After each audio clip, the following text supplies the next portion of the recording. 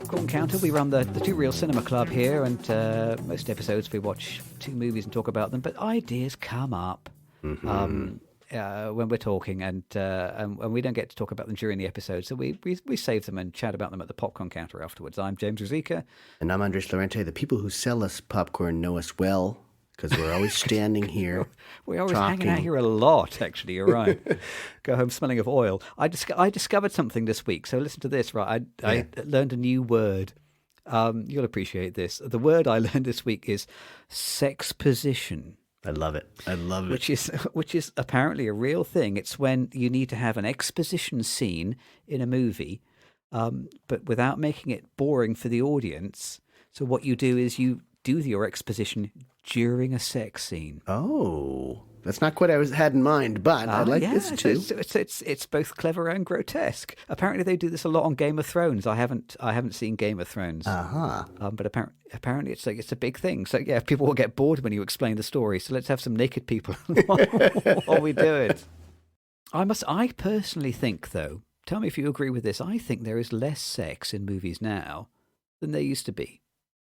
Is that true, or is that just because I'm not watching sexy films? Oh, that's probably a good part of it. I think that if the crowd that really wants sex is going to go right to porn, and there's so much porn out there now. I just heard a podcast on this. I think they said that something like, I think it was 10,000 porn films being made a year, and many of them right there in Los Angeles area in Southern California. So I think the audience has changed where if you're looking for sex, you can get it. You can get whatever higher quality or more graphic sex easily by watching porn. And I think coupled with the fact that we're seeing so much more streamed now, I think films are probably going to be a little less sexy because it's pretty easy for a kid to boot up Netflix and watch whatever the heck they want, I think. So that's my guess. So I'm going to agree with you, and I think those might be some reasons why. So, like, kind of porn or sex used to be part of the function of cinema. I mean, early films, they were like the stag films of the 1920s. Yeah. These kind of like sexy shorts, people maybe taking their clothes off or possibly kissing. Or I was reading about stag films. Apparently, popular stag films are things like people ironing, but in the nude. Yeah. It's just the notion of kind of everyday life, but you haven't got your clothes on. Yeah. And that was kind of part of the function of cinema. And then the Hays Code came in 1934. Yeah. And so Hollywood at least had to clean up their act. So that kind of just prohibited nudity, and it prohibited profanity, it prohibited sex. You couldn't show any of these things nearly as explicitly, which in a way inspired great creativity, I think, on the part of filmmakers in the 30s, the 40s, the 50s, because the characters were still sexual, but the way that you could portray their kind of sexual activity had to be much more implied and much subtler. And I think those restrictions actually probably made people were still making sexy films, but they just weren't explicit and they were a little bit more clever and subtle. Yeah, yeah. Interestingly, I didn't. We were talking about Marilyn movies last week, and Marilyn herself apparently was in some early skin flick shorts, which I didn't realize.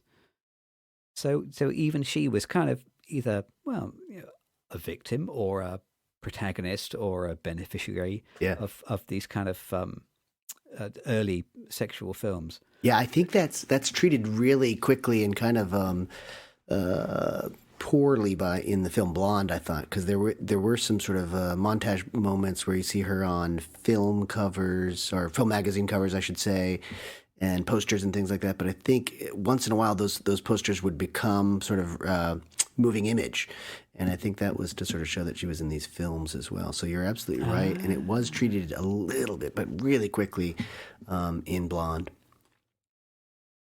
And the other thing, other new term that I learned this week. So talking about the way that sex is filmed now, so certainly in Blonde, there's a lot of sex and there's a lot of nudity. Yeah. There is some pretty explicit sex. I think we virtually almost see a penis, I think, when she is raped by Mr. Z.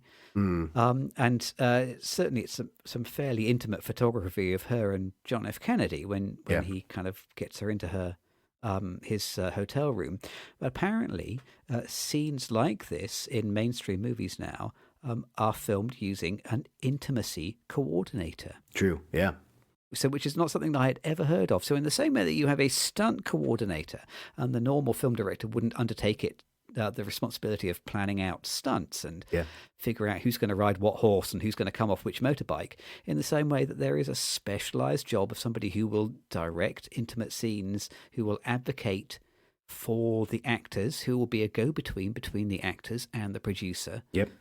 To make the whole thing, a lot more above board and, a lot more bearable. Now, in all of the scripts that you've written so far, have you ever had to, or chosen to, or wanted to, or been told to write a sex scene? I've chosen to. Yep. I don't think I've been asked to. In Foxy, the Maryland script, I was told to have her, similar to Blonde again, have her shirtless, braless in a lot of the sequences.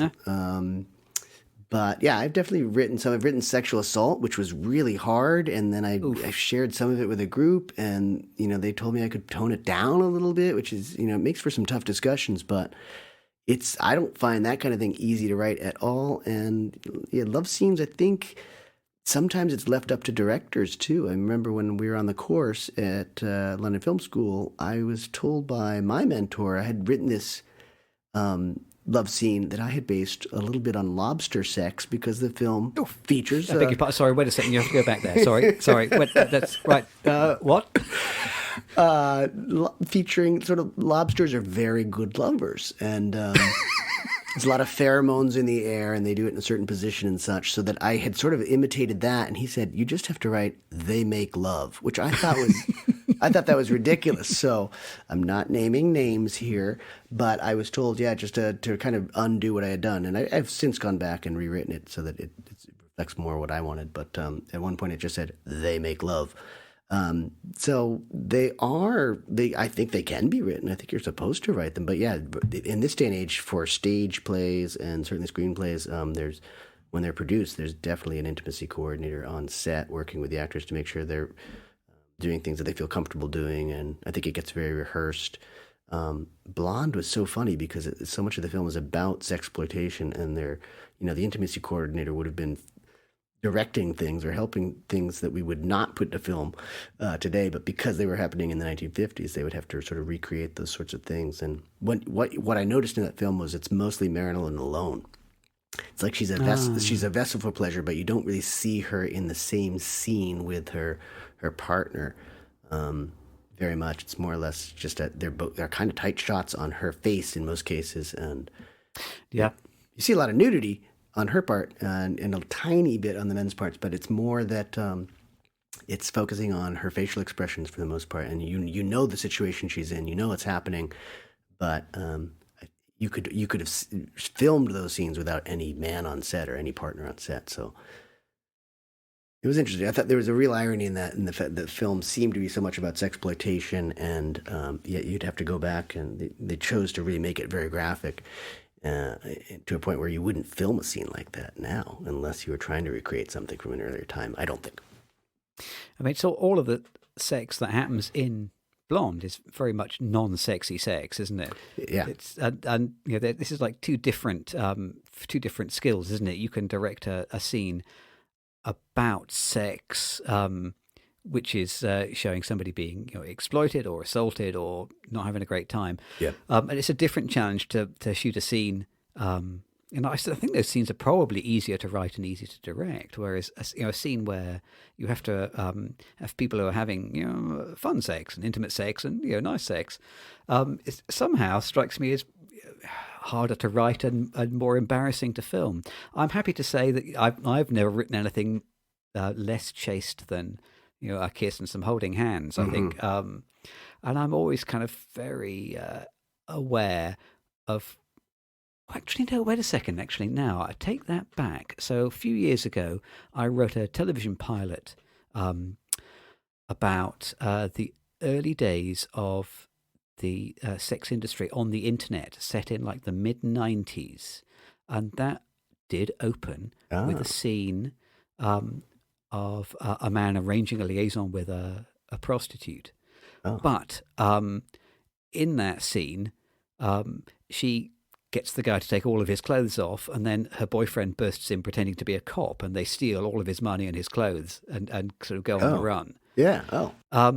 So even in that, and the way that I wrote that scene was that all of the nudity was the man, and the woman never gets around to taking her clothes off. Yeah. Because I felt like that was, a fun inversion of the way that women's bodies and sex is usually portrayed. And part of that, I think, the way that nudity is portrayed in the UK is to do with the way that UK censorship until fairly recently just didn't allow you to show a penis. Yeah. So it was all right to show some breasts. And so there would always be a disproportionate amount of female nudity in any sex scene compared to male nudity. Yeah. So I think that is the closest I've come to writing a sex scene. We had a read through with a bunch of actors for that scene, and everybody hated it. Actually. Oh, really? Oh, no. It's completely stacked the place out. Yes, I'm shuddering thinking about that now. So I've got no great desire to write a scene that was going to require an intimacy coordinator in the future. Yeah. Again, it's difficult. We've teamed up on one, Jimmy. Actually, there's a quick sex scene in Pub Guide, isn't there, where the Australian tourists hook up with the Drew character, and I don't think we did too much there. It was more like they're fooling around, they're all drunk, they pass out, and then he wakes up.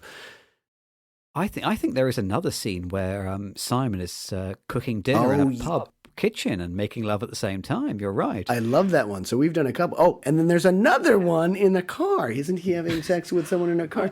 Jimmy, you must have written all these sex scenes. You've written. I think I was writing the polite, embarrassing stuff in between the sex scenes.